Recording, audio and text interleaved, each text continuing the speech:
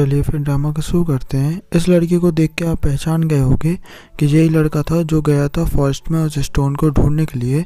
और यही जो लड़का है वो बॉडीगार्ड के टीममेट का होता है और ये अब मर चुका होता है क्योंकि बॉडीगार्ड के पास ही वो रिकॉर्डिंग आ गई होती है उसके मरने की। इसके बाद हमें चैंग को दिखाया जाता है जो पूछता है बॉडीगार्ड से कि तुम इतना दुखी क्यों हो। तो बॉडीगार्ड बता देती है कि मेरा एक बहुत अच्छा दोस्त मर चुका है। और उसके बाद चैंग बॉडीगार्ड का मूड अच्छा करने के लिए उसे बाहर ले जाता है और उससे अच्छी अच्छी बातें करने लगता है कि ऐसा होता रहता है लेकिन तुम्हें इतना दुखी नहीं होना चाहिए। उसके बाद हमें दिखाया जाता है गुई को जहाँ पे वो एक पोस्टर लेके उसे देख रही होती है और उस पोस्टर में होता है उस माउंटेन की तरफ जाके उस स्टोन को ढूंढने के लिए होता है वो पोस्टर में। तो कोई समझ जाती है ये लोग स्टोन को ढूंढ रहे हैं। उसका गुई फिर जाती है डॉक्टर ई के पास और डॉक्टर ई से बोलती है कि सर मुझे भी वहाँ पे जाना है और मुझे भी वो स्टोन को देखना है क्योंकि मैं भी रिसर्च लैब का एक सदस्य हूँ इसलिए मुझे भी जाना है। लेकिन डॉक्टर ये कहते हैं तुम वैसे कि जानते हो कि वहाँ पे बहुत सारा खतरा होगा फिर भी तुम इन सब खतरों के बीच में क्यों जाना चाहती हो। तो कोई कहती है मुझे हर चीज़ में रिसर्च करना बहुत अच्छा लगता है इसलिए मैं वहाँ पे जाना चाहती हूँ। उसका डॉक्टर ये कहते हैं तुम्हें जैसे कि पता होगा मैंने बहुत पैसा लगाया है इसलिए तुम्हें वहाँ पे जाके कोई गड़बड़ नहीं करनी है इसलिए शांति से जाना है शांति से आना है। उसका इस बारे में कोई बता देती है एलियन को भी। एलियन भी जाने के लिए मान जाता है वहाँ पे। लेकिन गुई कहती है कि अपन वहाँ पे अगर एक बार चले गए तो अपन फिर यहाँ पे वापस नहीं आएंगे इसलिए तुम्हें जिंग से अब ब्रेकअप कर लेना चाहिए क्योंकि मैं भी एलियन से कर लूँगी। उसके बाद हमें चैंग को दिखाया जाता है जो बॉडीगार्ड का मूड अच्छा करने के लिए उसे लेके आया होता है फिशिंग के लिए। लेकिन बॉडीगार्ड कहती है कि मुझे यहाँ पे बिल्कुल ही मन नहीं लग रहा है और मुझे अब यहाँ से वापस जाना है। उसका चैंग कहता है कि मैं तुम्हें यहाँ पे सिर्फ फिशिंग करने के लिए लेके नहीं आया था, मुझे तुमसे कुछ और भी कहना है। फिर बॉडीगार्ड के पास जाके कहता है कि एक बात तुम आज मुझे सच सच बता दो कि जब भी मैं तुम्हारे पास आता हूँ क्या तुम्हारा कभी भी दिल बहुत ज़ोर से धड़कता है। लेकिन बॉडीगार्ड कुछ बोल नहीं रही होती है।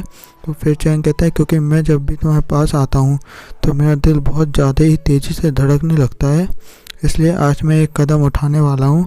अगर तुम इसे एक्सेप्ट करोगे इसका मतलब मैं समझ जाऊँगा कि अपन दोनों रिलेशनशिप में आ जाएंगे। और वो स्टेप ये होता है कि चैंग बॉडीगार्ड को किस कर लेता है और ये लोग अब रिलेशनशिप में आ जाते हैं क्योंकि बॉडीगार्ड भी मान जाती है। उसके बाद हमें दिखाया जाता है एलियन को उसके बगल में एक पत्थर रखा होता है और एलियन उस पत्थर के बारे में बहुत अच्छे से ही बता रहा होता है जुंग को क्योंकि अगर उसे रिसर्च लैब का हिस्सा बनना है उस माउंटेन पे जाने का तो उसे हर चीज़ के बारे में नॉलेज होनी चाहिए। और एलियन को अच्छे से नॉलेज थी तो जुन भी कह देता है हाँ ठीक है तुम भी हमारे साथ चल सकते हो। तो एलियन भी कह देता है शुक्रिया। उसके बाद हमें दिखाया जाता है एलियन को जिसके पास जिंग आई होती है और फिर वो जिंग से कह देता है कि मैं तुमसे एक बात कहना चाहता हूँ, मैं आज ब्रेकअप चाहता हूँ। उसके बाद जिंग कहती है कि ऐसे मजाक मुझे बिल्कुल ही पसंद नहीं है तो तुम मत किया करो। लेकिन एलियन कह देता है कि मैं बहुत ज़्यादा ही सीरियस हूँ, मुझे ब्रेकअप चाहिए, आज के बाद तुम मुझसे नहीं मिलोगी। और उसके बाद जिंग भी कहती है ठीक है मैं आज के बाद तुमसे नहीं मिलूँगी। उसका एलियन कहता है क्या तुम अंदर बिल्कुल ही फीलिंग नहीं है, तुमने सिर्फ ऐसे ही बोल दिया। उसका जिंग कहती है तुम क्या चाहते हो मैं रोऊं धूँ यहाँ पे बैठ के, मुझे ये सब करना बिल्कुल भी पसंद नहीं है, सिर्फ तुम्हें ब्रेकअप चाहिए था इसलिए मैंने भी हाँ कर दिया तुमसे ब्रेकअप के लिए। अब ठीक है आज का तुम अपने रास्ते मैं अपने रास्ते।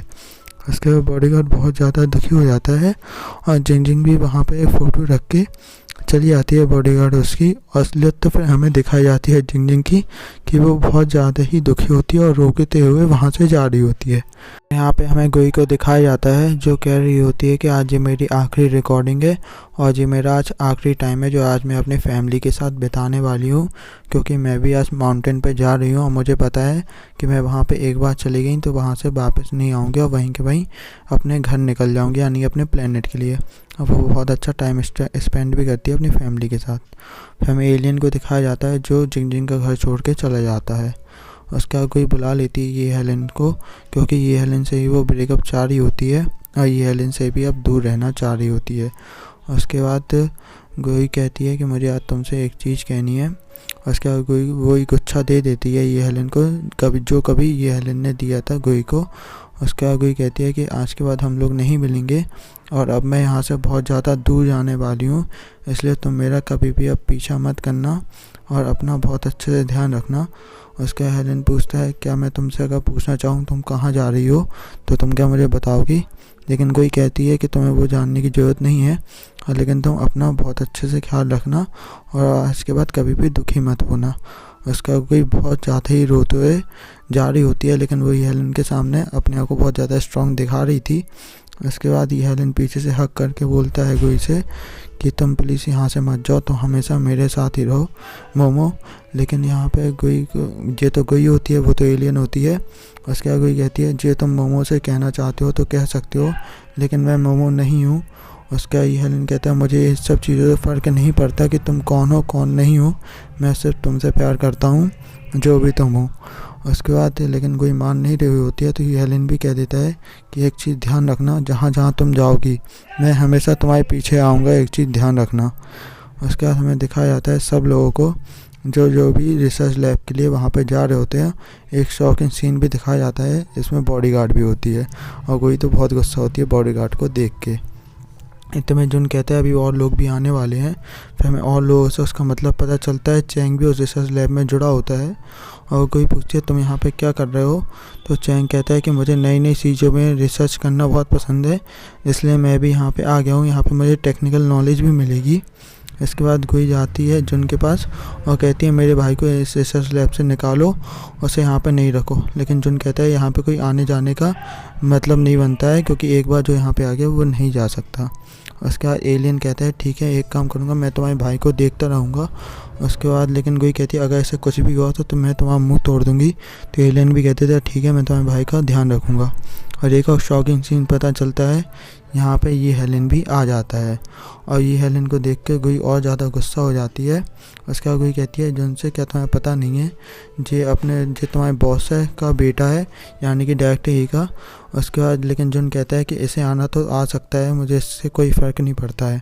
फिर असलियत तो हमें दिखाई जाती है कि जुन को ये हेलेन ने ब्लैकमेल किया था। उसने कहा था कि तुम मेरे पापा के पीछे भी काफ़ी सारे प्रोजेक्ट चलाते हो उनकी इन्वेस्टमेंट से। उसके बाद जुन पूछता है तुम्हें क्या चाहिए है, तो जुन को भी वही पोस्टर देता है और वो कहता है कि मुझे भी इस माउंटेन वाली रिसर्च में आना है। इस वजह से जुन मान गया था ये हेलेन को लाने के लिए। उसका ये हेलेन कहता है गोई से कि मैंने तुमसे पहले ही कहा था कि तुम जहाँ पे जाओगी मैं हमेशा तुम्हारे पीछे आऊँगा, लेकिन तुम ही नहीं मान रही थी। इस बात पे गोई कुछ भी नहीं बोल पाती और घूर के देख रही होती है ये हेलेन को ही। फिर हमें एक और चीज़ दिखाई जाती है, यहाँ पे जिंग भी आ जाती है जो कि वो गाड़ी के सामान के अंदर दुखी हुई थी, इस चक्कर में कोई भी उसे नहीं देख पाया था। उसके बाद एलियन गुस्सा होने लगता है जुन पे कि इसे अपन पहले वापस छोड़ के आएंगे, उसके बाद वापस यहाँ पे आएंगे। लेकिन जुन कहता है मैं कितनी बार बताऊँ तुम लोग को, यहाँ से कोई भी अब वापस नहीं जा सकता बिना उस पत्थर को लिए। उसके बाद सब लोग वहाँ से निकल जाते हैं पत्थर को ढूंढने के लिए। उसके बाद रात होने लगती है तो वहीं पर सब लोग कैंप लगाने लगते हैं। उसके बाद जुन को दिखाया जाता है जो कहता है कि मैं सबके टीम बांट देता हूँ, जिस वजह से रात के सब लोग ड्यूटी देंगे अपनी अपनी। उसके बाद एलियन और जिंग को वो कर देता है, साथ में बॉडीगार्ड और चैंग को कर देता है, क्योंकि रात के टाइम पे जानवर आते हैं, इस चक्कर में उसने टीम बांध दी थी। और यहाँ पे फेंगाई और ली फेंग को साथ में कर देता है वो। उसके बाद गोई और ये हेलेन को भी वो साथ में कर देता है, जिस बात को सुन के लुई फेंगाई को बिल्कुल भी अच्छा नहीं लगता है कि इन दोनों को साथ में क्यों किया। फिर हमें रात का सीन दिखाया जाता है जहाँ पे गोई अपनी ड्यूटी दे रही होती है, वहीं पे ये हेलेन आके गोई से अच्छी अच्छी बातें करने लगता है इतना सब कुछ होने के बाद भी। उसके बाद गोई बोलती है तुम इतना कैसे बदल गए हो। उसके बाद ये हेलेन बोलते हैं सिर्फ तुम्हारी वजह से मैं इतना बदल गया हूँ। इस बात से गोई खुश हो जाती है। फिर हमें दिखाया जाता है प्रोफेसर ली ग्योशन को, जो कि एक लड़के को पकड़ के लाया होता है अपने कुछ काम से, और जो वही लड़का होता है जिस पे प्रोफेसर ने कुछ टाइम पहले रिसर्च करी थी। फिर हमें सुबह का सीन दिखाया जाता है जहाँ पे ये हेलेन कहीं पे गुम हो जाता है और ये हेलेन किसी को भी कहीं पे भी मिल नहीं रहा होता है, जिस वजह से वो कोई दूर आके अपनी शक्तियों से जंगल में ढूंढने की कोशिश करती है ये हेलेन को। लेकिन वह जंगल में बहुत ज़्यादा ही फॉग होती है, जिस वजह से वो ढूंढ नहीं पा रही होती है। और यहाँ पे डायरेक्टर यू को भी पता चल जाता है कि ये हेलेन यहाँ पे गायब हो चुका है। डायरेक्टर यू पहले तो इस बात से बहुत ज़्यादा ही टेंशन में आ जाते हैं और जिनके ऊपर चिल्ला रहे होते हैं कि मेरे बेटे को जल्दी से जल्द ढूंढो, वो कहाँ पे है और कहाँ नहीं है। लेकिन फिर जुन कहता है कि सर मुझे एक चीज़ बता दीजिए, क्योंकि हम लोग को पहले गोल्डन स्टोन को ढूंढना चाहिए, ये हेलन को हम बाद में भी ढूंढ सकते हैं क्योंकि वो स्टोन ज़रूरी है अपने रिसर्च लैब के लिए, आपको इससे बहुत ज़्यादा प्रॉफिट भी होगा। उसके बाद डायरेक्ट ही अपने बेटे के टॉय की तरफ देखते हैं बचपन वाले। उसके बाद डायरेक्ट ही कहते हैं ठीक है तुम लोग आगे बढ़ आओ और उस पत्थर को जल्दी से जल्द ढूंढो, ये हेलन को अभी रहने दो। यानी कि डायरेक्ट ही ऐसा भी कर सकते हैं, सोचा नहीं था। उसके बाद जुन को दिखाया जाता है जो कहता है कि बॉस का ऑर्डर है कि हम लोग को आगे बढ़ना है, लेकिन कोई कहती है कि ये हेलन का क्या होगा, और वो कहता है इसका मैं नहीं जानता, लेकिन कोई कहती है मैं उसे अकेले जाके ढूंढ लूँगी फिर।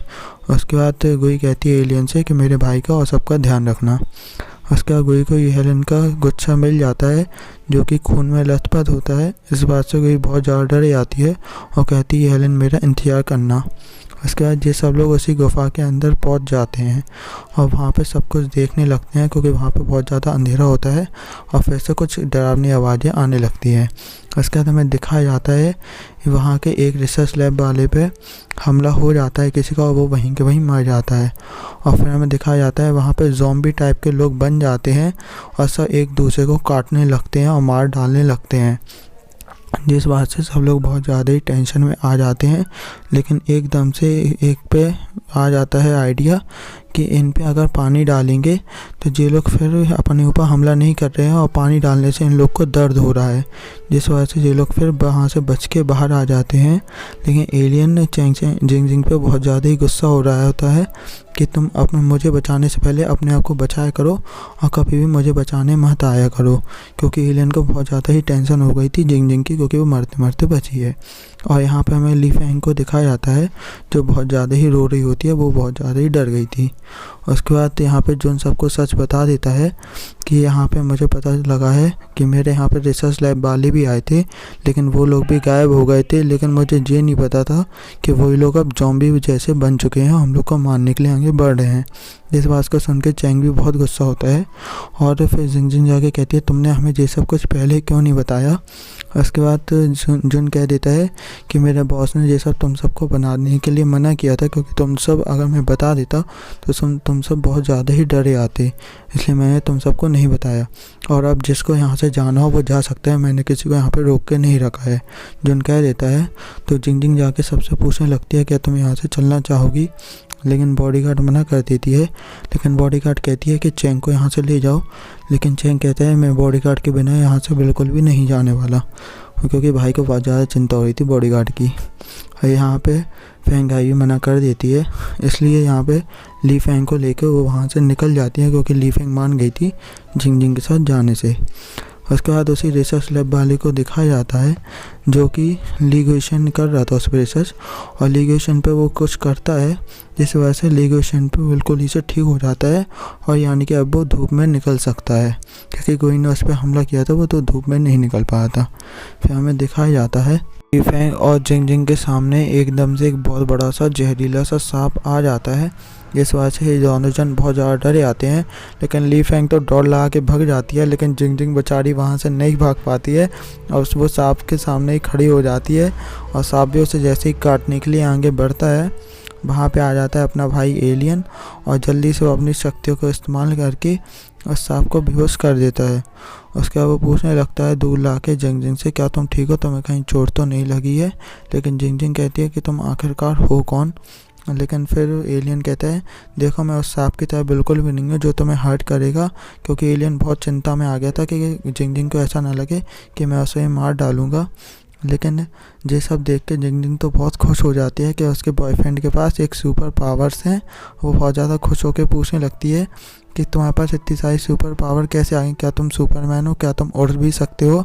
लेकिन एलियन कहता है कि मैं कोई सुपरमैन नहीं हूँ, मैं एक एलियन हूँ। उसके बाद जिंग इस बात को देख के खुश भी हो जाती है कि चलो तुम एलियन तो तुम्हारे पास सुपर पावर्स तो हैं। उसके बाद जिंग पूछती है एलियन से क्या तुमने इसी वजह से मुझे छोड़ा था क्योंकि तुम एलियन हो। तो यहाँ पे वो हाँ कर देता है एलियन भी कि हाँ मैंने सिर्फ तुम्हें इसी वजह से छोड़ा था। अब आगे के एपिसोड के लिए थोड़ा इंतजार कर लीजिएगा कि इन दोनों जन का अब क्या होगा, देखते